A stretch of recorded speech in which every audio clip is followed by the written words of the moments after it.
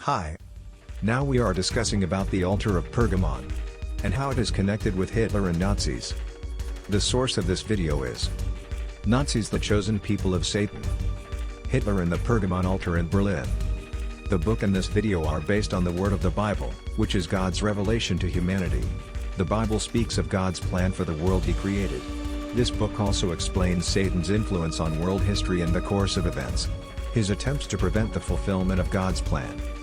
According to the Bible, Israel and the Jews are God's chosen people. Israel is an important part of God's plan. So it can't just be bad luck that the Jews have been so persecuted. What was Pergamon altar? Jesus told to the church of Pergamon. Jesus praises the faith of the believers in Pergamon because even though they live where Satan's throne is, they still hold fast to the name of Jesus and have not denied their faith in Jesus. Satan's throne refers to the Pergamon altar, because it resembles a gigantic throne and was dedicated to Zeus. The altar was a magnificent work of art in the ancient world. The city of Pergamon was rich and famous for its attractions. It was also a bustling transit city.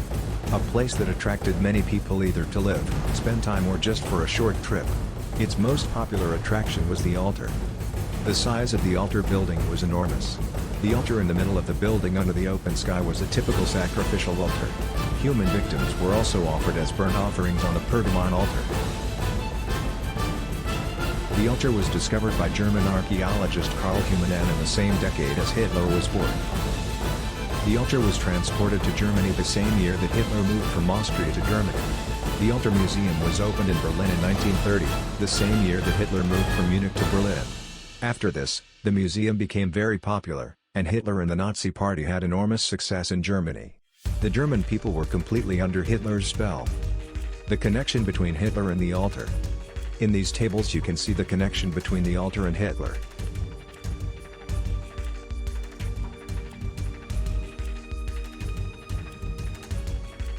Believers often focus on God's actions, which is of course the most important thing.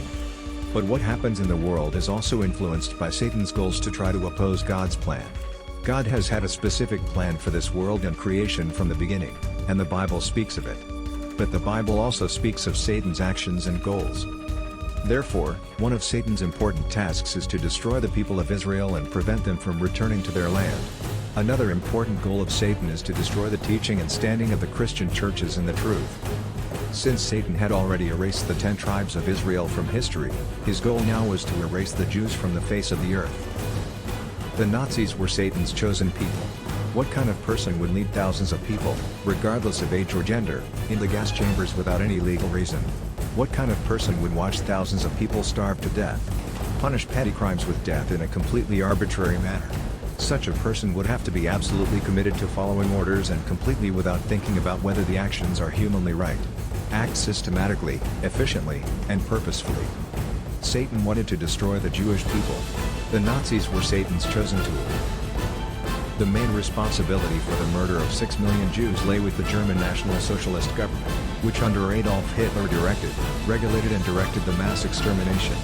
But many of Germany's allies and collaborating German populations in occupied territories also actively participated in it. The Nazis carried out the Holocaust, in which 6 million Jews were killed. Germany experienced the worst bombing ever inflicted on any country. The State of Israel was established after the war. The land promised to Israel is also a promise given to Israel by God. The demand for the division of Israel into 2 states is a new attempt to destroy Israel's existence. The majority of the world's states support these plans. The demand for the division of Jerusalem and the return of Israel to the 1967 borders is an impossible demand for Israel. According to it, Israel should withdraw from the borders it captured in the 1967 war. The demand would mean, among other things, the division of Jerusalem in 2 and the return of Israel to borders that it could not possibly defend. Those unnatural borders, a remnant of the Arab War of Aggression against Israel in 1948, constantly attracted Arab countries to repeated attacks on the country. In the Gospel of Matthew, Jesus said, "And you will be hated by all people for my name's sake." Jesus said these words to his followers, who were Jews and the first Christians. One of the causes of anti-Semitism in the Holocaust has been the accusation that the Jews killed Jesus. Anti-Semitism continues, but the Christian church is also the target of the Antichrist's hatred. Probably specifically the congregation of believers. Israel is at the center of recent events. It has paid a huge price for its own country. The Nazis and others murdered over 6 million Jews. Israel has now had to face the deep hatred of neighboring countries, with which they would like to destroy all of Israel once and for all. The source of this video is the book Nazis, the Chosen People of Satan. Hitler and the Pergamon altar in Berlin. Thanks for watching.